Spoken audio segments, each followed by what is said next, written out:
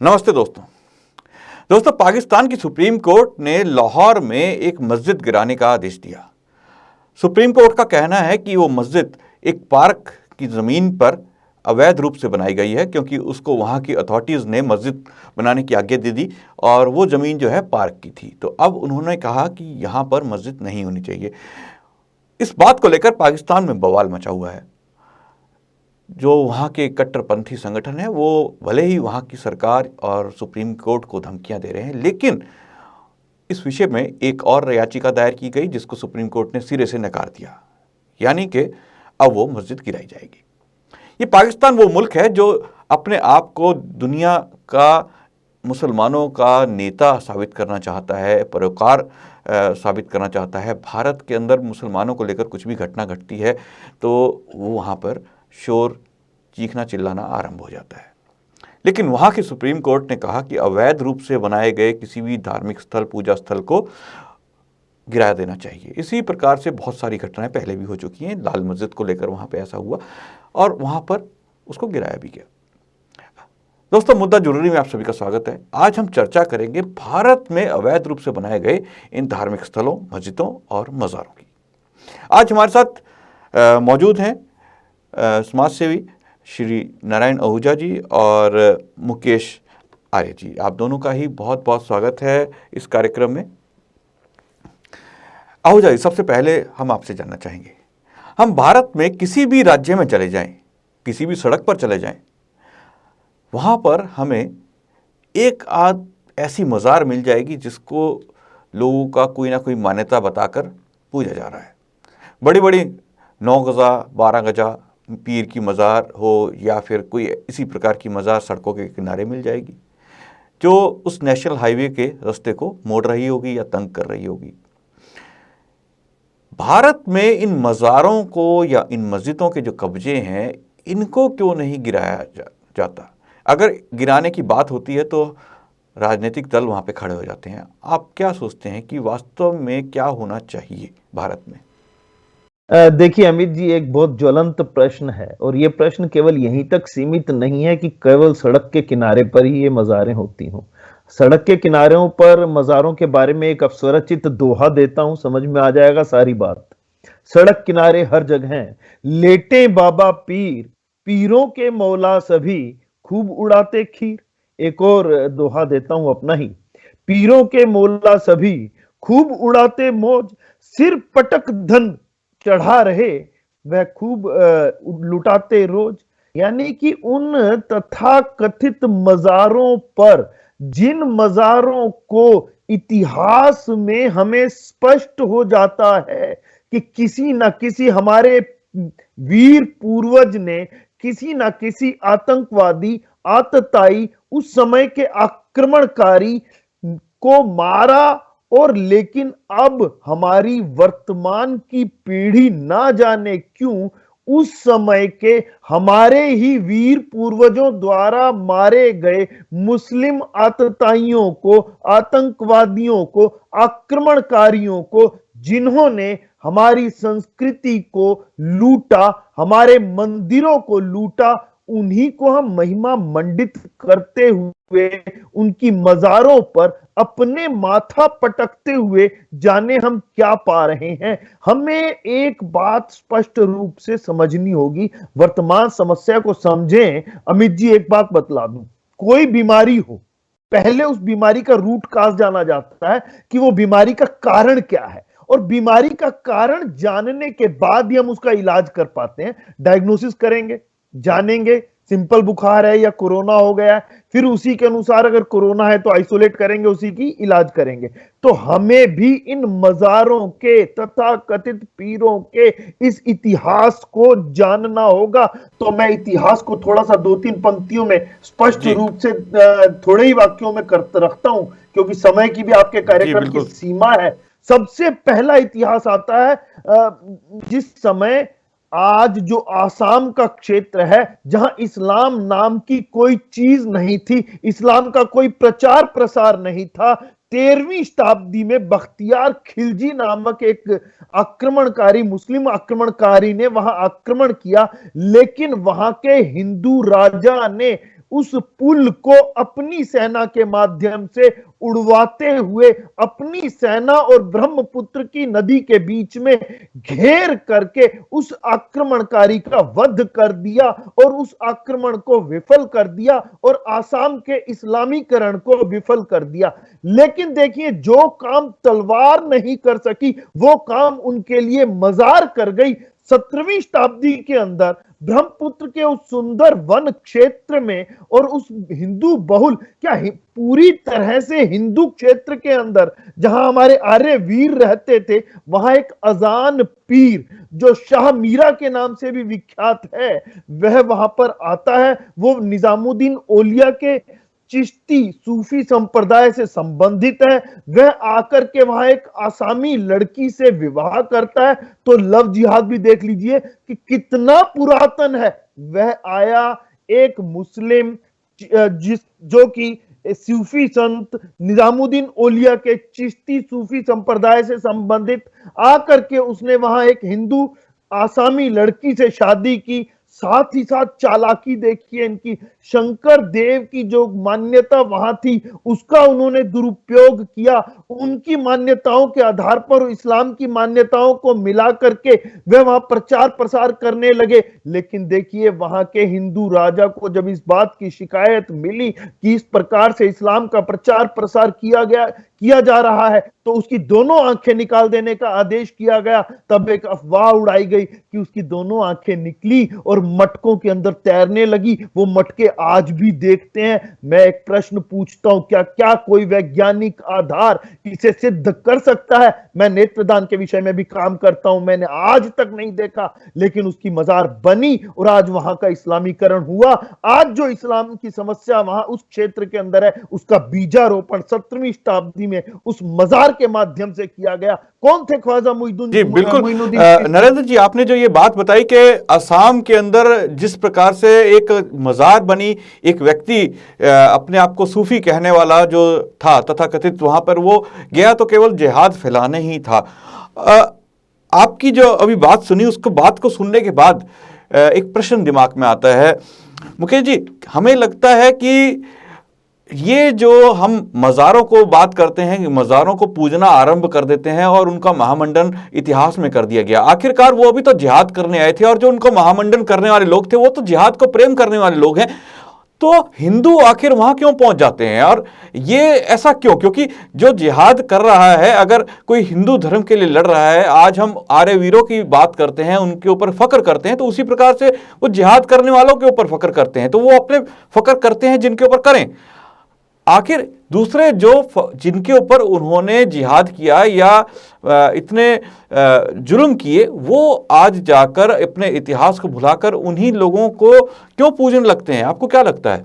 जी, सबसे पहले तो मैं ये कहना चाहूंगा कि आपने ये बहुत ही प्रासंगिक मुद्दा उठाया है और यह वास्तव में इस मुद्दे को दबाने की कोशिश वर्तमान समय में भी बहुत से लोग करते हैं। वो कहते हैं कि लैंड जिहाद जैसी कोई बात एक्सिस्ट नहीं करती, लेकिन जिस प्रकार लव जिहाद के बारे में भी यही कहा जाता है कि लव जिहाद भी कुछ नहीं, लेकिन हम उसके देश में पूरे देखते हैं किस प्रकार से देश में लव जिहाद का कार्य हो रहा है, उसी प्रकार लैंड जिहाद का कार्य भी है जारी है।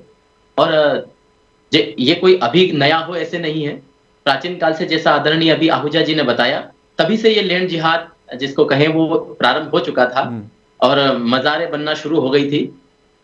हमारे देश की आजादी के पहले और अब में अंतर देखिए, इतने साल में ही इन्होंने कितना देश में मस्जिदें बना दी, कितने प्रकार मजारें खड़ी कर दी। ये भी एक उदाहरण है किस प्रकार लैंड जिहाद हमारे देश में होता है। अब मैं आपकी बात पर आता हूँ। आपने कहा कि किस प्रकार ये इनके जो वरियर जिनको ये मानते हैं, गाजी मानते हैं, वे लोग उनकी पूजा करें वहां तो ठीक है, लेकिन हिंदू वहां क्यों जाता है? इसका सीधा सा कारण यही है, जैसा कि हिंदुओं के अंदर अपने धर्म के प्रति बोध नहीं है, उन्हें पता नहीं है हमारा धर्म क्या है और हमारी क्या मान्यताएं हैं। इसलिए जैसा अंधकार का युग हमारे देश में आया और उसके तहत वे जिस प्रकार अनेकानेक देवी देवताओं की कल्पना की, उसी मान्यता के अनुसार उन्होंने इन पीरों को भी देवता मान लिया। और चूंकि अंधविश्वास और पाखंड हमारे देश में बहुत तेजी से बढ़ा, उस कारण से इन लोगों ने उनका महिमा मंडन किया और झूठ फैलाया कि यहां जाकर के हमारी मन्नतें पूरी होती है। वो मन्नतें पूरी हो या ना हो, लेकिन लोगों ने इस प्रकार को उसको प्रचारित किया कि लोग वहां भीड़ में जाने लगे। तो इसमें सबसे बड़ा कारण मैं यही मानता हूं कि हमारे धर्म का सही प्रचार उन तक नहीं पहुंचा है। जब उन्हें सनातन वैदिक धर्म का सही स्वरूप हिंदुओं को पता चलेगा, तब वे स्वतः ही इसे छोड़ना शुरू करेंगे। जैसा कि अभी वर्तमान काल में सोशल मीडिया के माध्यम से सनातन धर्म का, वैदिक धर्म का, आर्य धर्म का प्रचार प्रसार बड़ा है। उस कारण आप देखिए बहुत सी मज़ारों पर जो संख्या पहले हिंदुओं की जाती थी, वो कम भी हुई है। इसलिए निश्चित रूप से हमें सबसे पहले यह कार्य करना चाहिए कि सनातन वैदिक धर्म का मूल स्वरूप समाज के सामने लाने में ज़्यादा प्रयास करना चाहिए। और इन मज़ारों के बारे में जैसा कि ये लोग मानते हैं, और निश्चित सत्य भी है कि जो जिहादी लोग आते थे, जो हमारे देश के हिंदुओं का कत्ल करते थे, जिनको वो काफिर कहते हैं, और उन्हें गाजी की पदवी दी जाती थी, और उनके मरने के बाद उनकी मज़ारें बना दी जाती थी, उनकी दरगाहें बनाई दी जाती थी, और उसको वो पूजते थे। लेकिन अज्ञान के कारण हिंदू समाज भी वहां अपना सिर पटकता है। ये हिंदुओं के लिए, सनातनियों के लिए सबसे बड़ा दुर्भाग्य की बात है। मैं यही समझता हूं कि हमें कैसे भी करके हिंदुओं को ये सत्य बताना चाहिए कि मज़ारों की पूजा सनातन धर्म के लिए एक कुफ्र है, एक पाप है। हमें ये पाप नहीं करना चाहिए, और जहां तक हो सके वैदिक धर्म, सनातन धर्म के मूल सिद्धांतों को हमें समझना चाहिए। जी बिल्कुल, आपने सही कहा। और अगर हम देखें वैदिक धर्म में, या फिर अगर हम आज का जो हिंदू समाज है उसको भी देखें, तो अगर वो शमशान घाट में चला भी जाता है तो घर जाके नहाता है। और वहाँ पर सबसे बड़ी बात यह है कि उसमें अग्नि में वो शरीर नष्ट हो जाता है शमशान घाट के अंदर, लेकिन वो अगर किसी क्रिया में चला जाए तो उसको नहाना जरूरी होता है, और बहुत सारी चीज़ें शुद्धि की बात की जाती है। लेकिन वहीं एक और हमारा हिंदुओं का जो वर्ग है वो शायद, जैसा कि आपने बताया कि कम पढ़ा लिखा, कम जानकार वर्ग आज मज़ारों पे जाता है, वहाँ पर बैठता है, वहाँ बैठ कर प्रसाद लेता है, और कव्वालियाँ सुनना, और उसको कहा जाता है कि बहुत बढ़िया माहौल था और वहाँ बैठे उनकी सारी मन्नतें पूरी हो जाएंगी। होती हैं या नहीं होती, इसका कोई आज तक प्रमाण नहीं मिला कि किस व्यक्ति की मन्नत पूरी हुई और वो वहीं आने की वजह से मन्नत पूरी हुई। ऐसा कोई प्रमाण किसी ने कभी दिया नहीं। लेकिन बहुत सारी चीज़ें मज़ारों के बारे में बता दी जाती हैं, वहाँ पर धागा बांधा जाता है, इस तरह की बहुत सारी चीज़ें, पाखंड के ऊपर पाखंड चढ़ा दिया जाता है। और वहाँ पर एक मृतक की, जिसे कह लीजिए जहाँ पर मृतक एक है, वहाँ पर उसको जाके पूजना आरंभ कर देते हैं। तो नरेंद्र जी, ये जो लैंड जिहाद की बात अभी करी मुकेश जी ने, ये जो मस्जिदें हैं, मस्जिदें और मज़ारें लैंड जिहाद का ही तो हिस्सा है। अगर एक मस्जिद बनती है, जैसा कि आपने बताया, इस पूरा का पूरा जो आसाम है वहाँ पर एक मस्जिद बनी, एक मज़ार बनी, मज़ार के बाद धीरे धीरे कब्जा होता चला गया, और वो आज वहाँ पर आज जो स्थिति है मुसलमानों की या इस्लाम के को मानने वालों की, वो काफ़ी ज़्यादा हो गई है, और धीरे धीरे वो पूरे देश में फैल रही है, बिहार देखें तो। लेकिन क्या आप इसके पीछे भारत के अंदर राजनीति को भी एक कारण मानते हैं कि ये भी एक कारण है कि कहीं भी आप अपनी एक मज़ार, मस्जिद कहीं भी खड़ी कर दीजिए, उसके बाद आप उसको हिला नहीं सकते? कहीं रेलवे स्टेशनों पर भी ऐसी मज़ारें और मस्जिद देखने को मिलती हैं। निश्चित रूप से अमित जी, राजनीति एक बहुत बड़ा इसके अंदर एक फैक्टर निकल करके आता है कि धर्मनिरपेक्षता के नाम पर हम देश को किस प्रकार और किधर लेकर के जा रहे हैं। धर्मनिरपेक्ष शब्द से ही मैं एक स्पष्ट कर दूं, सर्वधर्म संभाव एक शब्द हो सकता है हिंदी में, जो सेक्युलर का हिंदी का अर्थ निकल करके दे सकता है। लेकिन यदि उसे हम धर्म निरपेक्ष कहते हैं तो ये सर्वथा अनुचित है, क्योंकि धर्म से निरपेक्ष कुछ भी नहीं होता। हर पदार्थ का, हर व्यक्ति का अपना एक धर्म होता है। जिस गुण विशेष को वह धारण करता है वही उसका धर्म कहलाता है। इसीलिए ये जो शब्द धर्म निरपेक्ष निकाला गया सेकुलर शब्द से, उसका हिंदी अर्थ देते हुए, ये गलत है। दूसरा, इन मज़ारों की प्रगति में हम स्वयं इसमें बहुत बड़े कारक बन करके निकले हैं। मैं तो कहता हूं जब हमारा राजा ऐसा करेगा तो प्रजा तो राजा का अनुसरण करती है। वर्ष 19 सितंबर 1959 को हमारे तत्कालीन प्रधानमंत्री क्यों हमारे राष्ट्र पर आक्रमणकारी आतताई उस मुस्लिम आक्रांता की मजार पर सिर नवाने गए? क्यों उसी मजार पर दोबारा 1969 में सिर नवाया गया हमारे प्रधानमंत्री के द्वारा? क्यों 2005 में फिर से, अब राहुल गांधी ने भी वहां जाकर के, जब वो मनमोहन सिंह जी के साथ गए तो वहां जाकर के सिर नवाया बाबर की मजार पर? मैं एक बात, और फिर क्यों एक परंपरा चल पड़ी कि हर चुनाव से पूर्व स्वयं को धर्मनिरपेक्ष साबित करने के लिए एक हम वहां जाकर के चादर भेंट करवाते हैं और फिर उसके बड़े बड़े समाचार छपवाते हैं। प्रजा तो जैसा राजा देख को करते देखती है वैसा ही करने का प्रयास करती है। एक और मैं आपको कह दूं, दादू दुनिया बावरी, कब्रें पूजे ऊत, जिनको कीड़े खा गए उनसे मांगे पूत। मैं एक बात कहता हूं, वैसे भी पीसीएन पीएनडीटी एक्ट है, pre conceptual and prenatal diagnostic technique act बोलते हैं, उसके अंदर पुत्र की आशा में करने वाला कोई भी कार्य एक आपराधिक कृत्य की श्रेणी में आता है। लेकिन फिर भी हम इन मजारों पर जाकर के माथा पटक करके चढ़ावा चढ़ा करके अपने विरुद्ध काम करने वालों को पोषण करते हुए, हम उनका समर्थन करते हुए हम क्या मांगते हैं? मैं एक कुछ प्रश्न पूछ लेता हूं, कुछ जिससे बिल्कुल पाखंड खत्म हो जाएंगे। क्या कोई एक कब्र जिसमें लाश मिट्टी में बदल चुकी है, वो क्या किसी की मनोकामना पूरी कर सकती है? तो उत्तर आता है नहीं कर सकती।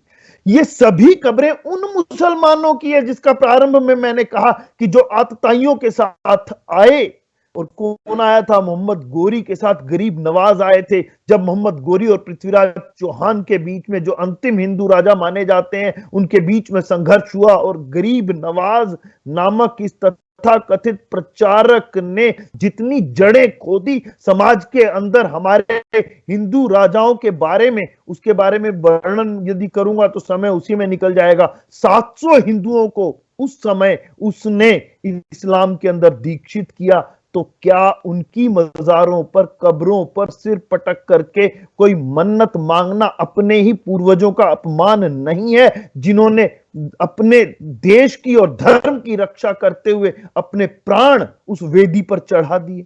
क्या हमारे स्वयं के आदर्श महापुरुष, मर्यादा पुरुषोत्तम श्री राम या योगेश्वर कृष्ण या अन्य सभी या 33 प्रकार के जो हमारे देवी देवता हैं, क्या वह इतने शक्तिहीन हमने मान लिए कि हम इन कब्रों पर सिर पटकने लगे?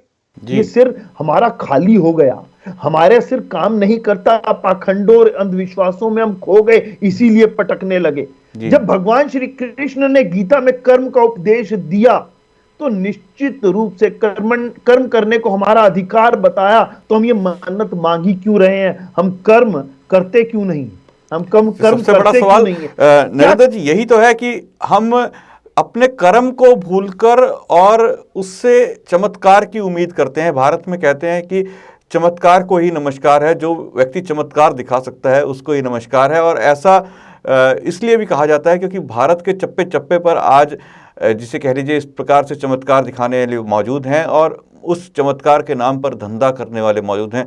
रामपाल को ले लो या साईं बाबा को ले लो या फिर और बहुत सारे ऐसे लोग जो अपने आप को कथित रूप से संत बोलते हैं, बाबा कहते हैं, ज्योतिषी कहते हैं, बहुत सारे ऐसे लोग हैं। उनकी वो जीते जी अपने आप को चमत्कारिक बताते हैं, मरने के बाद लोग उनकी कब्रें बनाकर, उनकी समाधियां बनाकर वहां पर उसको पूजते हैं। आज ही बहुत सारे ऐसे उदाहरण मिल जाएंगे। मुकेश जी, आपसे जानना चाहेंगे, जिस प्रकार से अभी नरेंद्र जी ने बताया कि पाखंड को लोगों ने चमत्कार को शीश नवाना शुरू कर दिया, ये जो चीज़ है हमारे देश के अंदर, इसको किस प्रकार से आपको लगता है कि केवल हम अगर ये सोच लें कि हाँ हमें दूर करना है, उससे दूर हो जाएगी? नहीं, शायद उससे दूर नहीं होगी। क्या कारण है जो लोग इन चमत्कारों की ओर जाते हैं? क्योंकि अगर हम वेस्टर्न कंट्रीज की बात करें, विदेशों की बात करें, तो वहाँ भी ऐसा ही होता है। निश्चित रूप से हिंदू समाज या भारतीय समाज के अलावा दूसरे देशों में भी ऐसा पाया जाता है, किंतु भारतीयों का जो मनोबल है वो इतना गिर चुका है कि वे अपने कार्य को, अपने उद्देश्य को प्राप्त करने के लिए अपने ऊपर भरोसा कम करते हैं और चमत्कारवाद पर ज्यादा भरोसा करते हैं। पत्थरों पर जाकर के सिर फोड़ते हैं, मजारों पर, कब्रों पर जाकर सिर फोड़ते हैं और सोचते हैं कि यहाँ जाने से हमारी जो है मन्नत पूरी हो जाएगी। और ये केवल जैसा कि अभी कहा कि केवल कम पढ़े लिखे लोग ही नहीं, पढ़े लिखे लोग भी जिनको वैदिक धर्म, सनातन धर्म का ज्ञान नहीं है, वे यहाँ जाते हैं और अपनी मन्नतों को मांगते हैं। लेकिन मैं जो कहना चाहता हूं आपसे कि ये जो मजारों में अंधविश्वास के कारण जाया जा रहा है, इसको बढ़ावा जो दिया जा रहा है, वो एक सोची समझी साजिश है। हिंदुओं को या अन्य लोग भी जो वहां जाते हैं, देखा जाए तो इस्लाम का इनसे कोई जो है मतलब नहीं है। इस्लामिक जो स्कॉलर है, इस्लाम को जो मानने वाले लोग हैं, वे इनका खंडन करते हैं। निश्चित रूप से वे कब्रों की पूजा को और इनको कुफ्र कहते हैं, लेकिन फिर भी इसको बढ़ावा दिया जा रहा है उन्हीं लोगों के द्वारा। इसके पीछे का कारण यही मुझे दिखाई देता है कि येन केन प्रकार ने कैसे भी है भारत की भूमि को कब्जाना और यहाँ पर दारुल इस्लाम की स्थापना करना, जो उनका शुरू से मकसद रहा है, इसी को वे बढ़ाते रहते हैं। और उसी के तहत ये अंधविश्वास और पाखंड और इस प्रकार की फैलाते हैं कि यहाँ जाने पर मान्यताएं पूरी होती है। इसके पीछे का यही कारण है।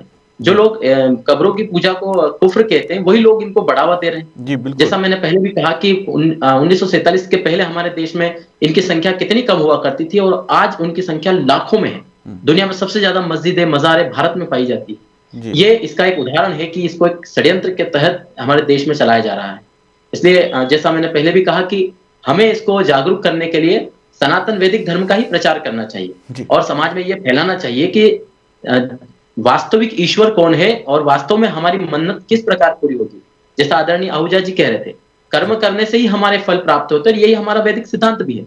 वैदिक सिद्धांत, हिंदू धर्म का जो सिद्धांत है, वो सबसे बड़ा सिद्धांत है कर्म फल का सिद्धांत, कि आप जैसा कर्म करोगे वैसा फल पाओगे। इसलिए आप अपने जिस उद्देश्य को पूरा करना चाहते हैं उसके लिए पूर्ण पुरुषार्थ करें। यही मैं कहना चाहूंगा कि हमें इस प्रकार का प्रचार करना चाहिए और समाज में अंधविश्वास के खिलाफ जो ऋषि दयानंद का अमोघ अस्त्र हमारे पास है, सत्यार्थ प्रकाश, उसका प्रचार करना चाहिए। और जो विद्वान हैं जिन्होंने इन पर रिसर्च की है, उन लोगों की बातों को अधिक से अधिक प्रचारित करना चाहिए, ताकि हिंदुओं के अंदर भी और अन्य लोगों के अंदर से भी ये अंधविश्वास दूर हो। जी बिल्कुल मुकेश जी, आपने जो बात कही वो बिल्कुल सही है कि वास्तव में आज जो भारत का हिंदू समाज है वो अपने सिद्धांतों को ही भूल गया। नरेंद्र जी, हम अगर बात करें भारत में हिंदुत्व के जो सिद्धांत है, हिंदू जो है सनातन धर्म के जो सिद्धांत हैं, कर्म का सिद्धांत है, पुनर्जन्म का सिद्धांत है, ये दो सिद्धांत अगर जो व्यक्ति मानता है तो वो हिंदू धर्म को मानने वाला माना जाता है, अगर जनरली देखा जाए तो। क्योंकि इस्लाम के अंदर पुनर्जन्म नहीं है, इस्लाम के अंदर वो आखिरत का इंतज़ार करते हैं भूत बन के या किसी भी तरह से, और हिंदू धर्म में आखिरत का सिद्धांत नहीं है, यहाँ पे पुनर्जन्म हो जाता है। और यहाँ पर कर्म का सिद्धांत है, वहाँ पर कैसा भी कर्म करो आपको वहाँ पर आपको हजारों हूरें मिलेंगी, जन्नत मिलेगी, इस तरह की बातें की जाती हैं, केवल आपको कुरान को मानना है। वहीं ये जो सिद्धांत भूल जाते हैं, हम एक और चीज़ देखते हैं कि हम उन सिद्धांतों को भूलने के बाद उन कब्रों को पूजने लगते हैं। और सबसे बड़ी बात ये कि हम उसका महामंडन ऐसे करते हैं कि ताजमहल एक कब्र है, कब्रगाह है, एक जिसे कह लीजिए मज़ार है, उसको हम पूरी दुनिया में कोई भी राष्ट्र अध्यक्ष आता है तो वहाँ पर उसको लेके जाते हैं दिखाने। हम कभी उसको किसी ऐसे मंदिर में नहीं लेके गए। हमारे साउथ के अंदर बहुत सारे ऐसे मंदिर हैं जिनकी वास्तुकला देखने योग्य है और वो उन ताजमहल से हजारों साल पहले बने हैं, उसकी वास्तुकला आज भी दुनिया के सामने एक मिसाल है, लेकिन वहाँ पर हम किसी को नहीं लेके जाते। उसे उन मंदिरों को, उन इमारतों को हम कभी प्रेम का प्रतीक नहीं कहते, लेकिन ताजमहल को प्रेम का प्रतीक बताकर उस मज़ार को पूजना आरंभ कर देते हैं, वहाँ पर हर एक को लेके जाते हैं। तो ये जो चीज़ें हम अपने ही धर्म, अपने ही सिद्धांतों को जो भूल गए हैं, आप इसके बारे में क्या कहेंगे? देखिए, निश्चित रूप से अमित जी, कोई कितना भी बड़ा वृक्ष क्यों ना हो, वट वृक्ष क्यों ना हो, हम कहते हैं, हमारी मान्यता है और दृढ़ विश्वास है कि हमारी जो संस्कृति है, सनातन पुरातन वैदिक संस्कृति, हिंदू धर्म, इसकी जड़ें बहुत गहरी हैं और सबसे अधिक पुरातन है। बाकी सभी संस्कृतियों के निशान मिट गए, लेकिन हमारी संस्कृति आज तक जीवित है। लेकिन यहां मैं एक बात स्पष्ट कर दूं कि बड़े से बड़ा वट वृक्ष भी यदि अपनी जड़ों से कट जाता है, जड़ों से कटने का तात्पर्य है कि यदि हम अपने मूल वैदिक सिद्धांतों को पाखंडों, अंधविश्वासों के कारण, एक अज्ञानता, अबोधता, अल्पज्यता के कारण, 2 स्वाध्याय ना करने के कारण, 3 वेद का पढ़ना, पढ़ाना, सुनना, सुनाना ना करने के कारण, 4 इन कारणों से यदि हम अपनी ही संस्कृति की जड़ों से कटते हैं तो निश्चित रूप से खाद पानी ना मिलने के कारण, जैसे बड़े से बड़ा वट वृक्ष भी जब जड़ों से कटता है तो सूख करके ठूंठ बन जाता है और हल्की सी हवा के झोंके से वह सूखा हुआ ठूंठ नीचे गिर पड़ता है। बड़े से बड़ा बरगद भी गिर जाता। तो हमारी संस्कृति की बात ही क्या है? इसका निदान एक ही है, जैसा मुकेश आर्य जी ने कहा कि हमें अपनी संस्कृति की जड़ों से, अपने मूल सिद्धांतों से जुड़ना होगा। और जैसा आप आर्य संदेश टीवी के माध्यम से कर रहे हैं, निरंतर वैदिक सिद्धांतों का प्रचार प्रसार करना होगा, अनवरत करना होगा, अनथक करना होगा। जितने भी हमारे अज्ञानी अबोध साथी हैं वह विधर्मी ना हो जाएं, अपने सिद्धांतों को भूल करके इन मजारों पर सिर न पटकने लगे। और एक बात बतलाऊं, बहुत बड़ा राष्ट्रीय सुरक्षा के लिए खतरा बन गई हैं ये मजारें। आप ध्यान देना कि ये मजारें मूलतः, अक्सर पठानकोट पर हमला हुआ, वहां पर मजार क्यों थी? हमारे जितने भी, आप तो दिल्ली में रहते हैं, आपने देखा होगा दिल्ली कैंट के आसपास मजारें कुछ गिनती में ज्यादा अचानक क्यों हो गई, कुकुर मुत्तों की तरह कैसे उग गई? या जो हमारा फरीदाबाद का विकास रुका रहा, उस नेशनल हाईवे के ऊपर एक मजार बनी और उसको कोई तोड़ने नहीं देता था। अंततः एक आर्य समाजी बंधु ही आए, एक आईपीएस, और उन्होंने आकर के रातों रात उस मजार को हटाया। तो ये सभी के सभी हमें अपने मूल सिद्धांतों से जुड़ना होगा, उन्हें जानना होगा, उन्हें सुनना होगा, सुनाना होगा, पढ़ना होगा, पढ़ाना होगा, बताना होगा।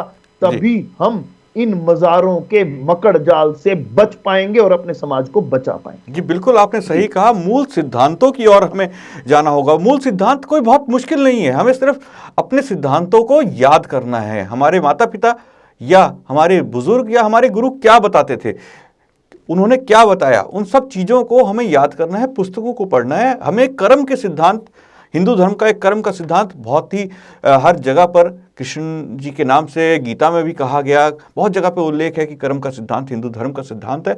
उसको हमें हमेशा याद रखना है कि चमत्कार से कुछ प्राप्त नहीं होता। चमत्कार वही है, हम कोशिश करेंगे तो चमत्कार होगा।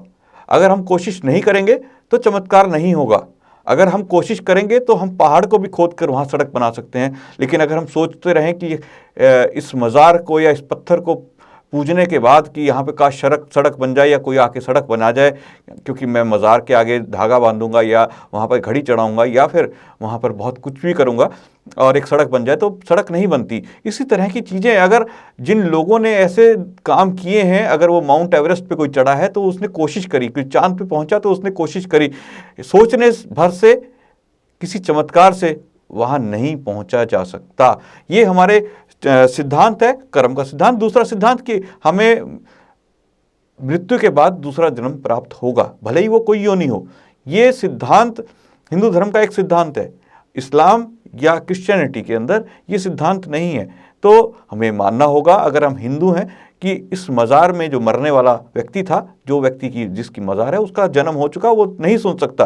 तो ये दो एक मूल सिद्धांत है, इनको तो हमें जानना ही होगा। तो ये सिद्धांत लोगों को बताए जाने चाहिए। नरेंद्र जी, आप हमारे साथ इस कार्यक्रम में जुड़े, मुकेश जी आप भी जुड़े इस कार्यक्रम में, आपने जो अपने विचार रखे, आशा करते हैं दर्शकों को बहुत पसंद आएंगे। और आप दोनों का इस कार्यक्रम में जुड़ने के लिए बहुत बहुत धन्यवाद, दोनों ही मेहमानों का। दोस्तों, कल फिर मुलाकात होगी एक नए मुद्दे, एक नए विषय के साथ। मुझे दीजिए आज्ञा, नमस्ते।